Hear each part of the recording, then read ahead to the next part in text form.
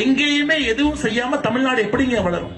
விவசாயத்தினுடைய வளர்ச்சி என்பது தமிழகத்தில் வெறும் 3 விழுக்காடு.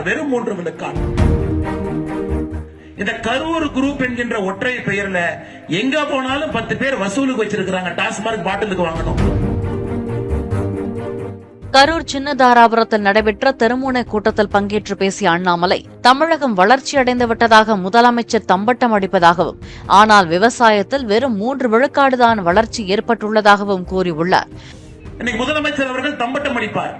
தமிழ்நாடு தான் இந்தியாவிலே வேகமாக வளரக்கூடிய ஒரு மாநிலம். 11% வளர்ந்தோம்.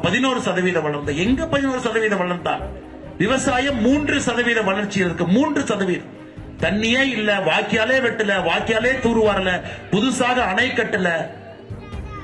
அமராவதியினுடைய உபரி நீரை அந்த பகுதியில் இருக்கக்கூடிய கிராமத்துக்கெல்லாம் கொண்டு போயிருந்தால் விவசாயம் வளரும். எங்கேயுமே எதுவும் செய்யாம தமிழ்நாடு எப்படிங்க வளரும்? விவசாயத்தினுடைய வளர்ச்சி என்பது தமிழகத்தில் வெறும் 3 விழுக்காடு. கரூரில் செந்தில் பாலாஜி செய்யும் அட்டூழியங்களால் கரூர் மக்களுக்கு தலைகுனிவு ஏற்பட்டுள்ளதாகவும் அண்ணாமலை தெரிவித்துள்ளார். அண்ணன் செந்தில் பாலாஜி அவர்கள் இதே தொகுதியில் சட்டமன்ற உறுப்பினராக இருந்தார்.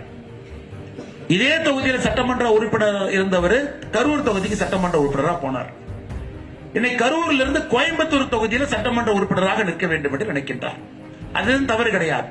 ஆனா செந்தில் பாலாஜி அவர்கள் எதற்காக அமைச்சர் பொறுப்பிலிருந்து நீக்கப்பட்டார்? நீங்க பாருங்க, ஒரு மனுஷன் புலால் சிறைக்கு 300 நாட்களுக்கு மேலே இருந்து திரும்ப அதே வேலையை மறுபடியும் செஞ்சிட்டு இருக்கிறான். கோயம்புத்தூருக்குள்ள போனா கரூர் குரூப், சென்னைக்கு போனா கரூர் குரூப். ஒரு 20 பேரை வச்சுக்கிட்டு டாஸ்மார்க்ல வசூல் பண்றது.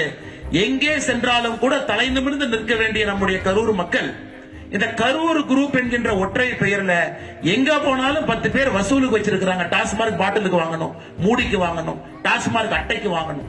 எங்கே சென்றாலும் கூட கரூர் குரூப் என்று மொத்த கரூர் மாவட்டத்திற்கும் கூட ஒரு அவப்பெயரை கரூர் சட்டமன்ற தொகுதியினுடைய இன்னைக்கு இருக்கக்கூடிய எம்எல்ஏ அவப்பெயரை ஏற்படுத்திட்டு இருக்கிறார்.